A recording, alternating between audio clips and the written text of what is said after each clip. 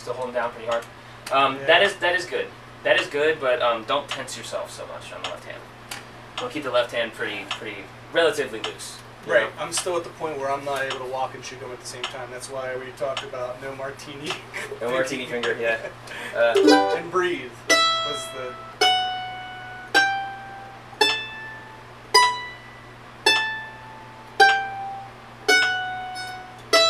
Yeah, see how the fingers are right there, ready to go? But they don't have to stay down, they just have to stay right there. Ready, yeah. Same thing for me.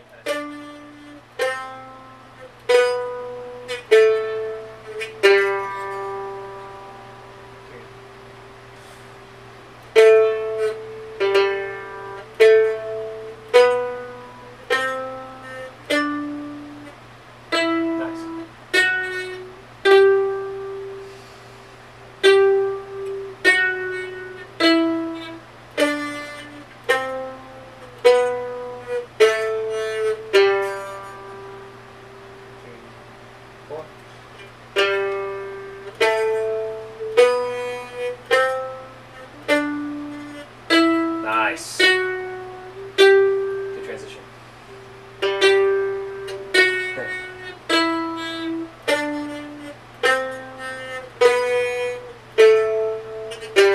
Killer. Do it one more time.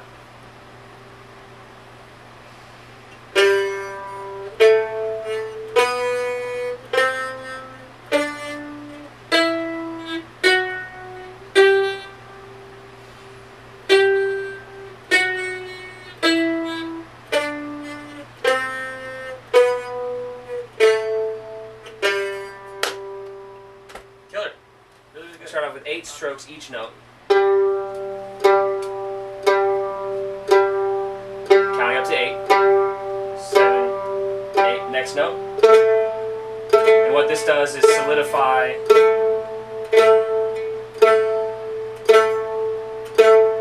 the connection in the brain between the right hand, a strong full rest stroke,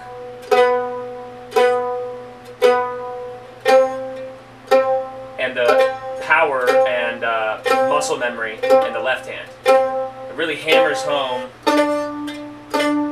where your fingers need to be and how hard you need to push. Because this whole time we're pushing down. Keep those fingers back down. And we just stayed on one string.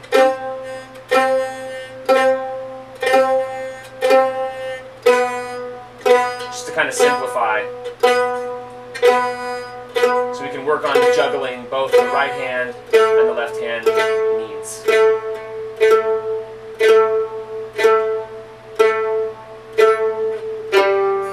Sounds great. And then we did it 4 times through. And then 2 times through, and then 1 time through. And that leaves you with...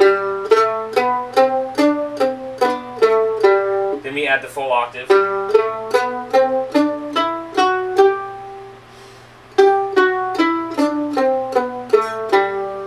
Strokes. So this is getting the tone in your right hand,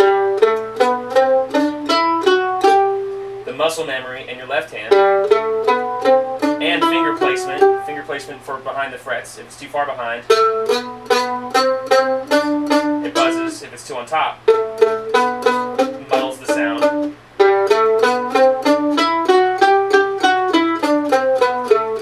And with the tempo that we're working at, it's keeping it slow and learning to take things one step at a time. So what we're doing here, what this is all leading up to, and what this is teaching you is, let's say, melodic dexterity.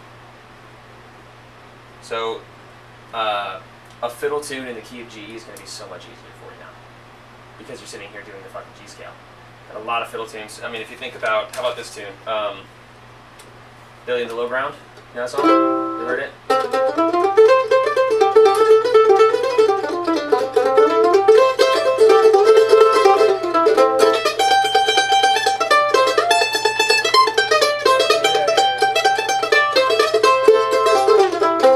It's a C scale.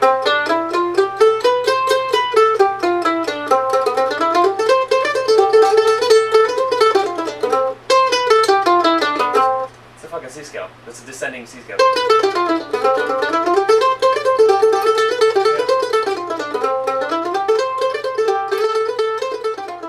So like it's well, the just question that I will ask you over and over again is, okay, yeah, I get, follow the melody. That's how you improvise. Forget it. Let's say you heard a song, you've never heard a song. You go into a jam and you've never heard a song before, so you have no idea what the melody is. Are you just instantly picking up the melody first? Like, what do I do? Well, the royal we. You know, Right. What do you do specifically? But you've had a lot more. I can only really experience speak for what I do, honestly. Right. But I would say that walking into a jam, not knowing the song, I would just gladly say, I don't know it. I don't know the melody. What that does is that relays to everyone else in the jam. You probably know the melody, motherfucker. You know, like you should know it.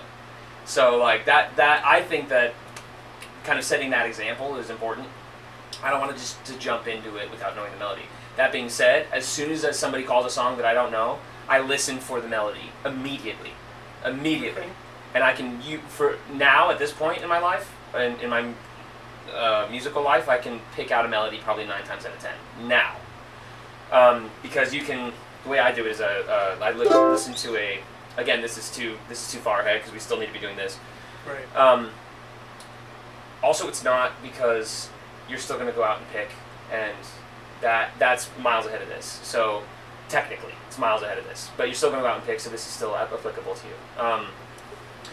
Something like building the low ground.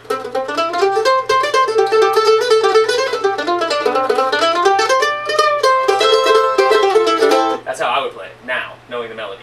If I never knew that song, I would pick out what's the most important hallmarks of the melody. How can I strip down every one of those filler notes to make it like what's the least amount of notes that I need out of what was just played to make it a recognizable melody? So what I gather from what you said and what I know previously is, what key is it in, and what is it a 1-4-5? Okay, that's the very, very, very basic part. So if it's in the key of G and it's G, C, and D, that means that I know that what's in play before I even figure out the melody. I know that the G scale is in play, the C scale is in play, and the D scale is in play, or the G pentatonic, the C pentatonic, and the D pentatonic. If I want to break it down. Yeah, but those are like the licks that you have in those scales are just it's just a tool bag, and you put those tools to work only in congruence with the melody. So in the same way, okay, so look, if I heard Billy in the Low Ground for the first time and they were gonna we've been going in a circle or something, and I know it's gonna come to me, I go, okay, what I've been hearing is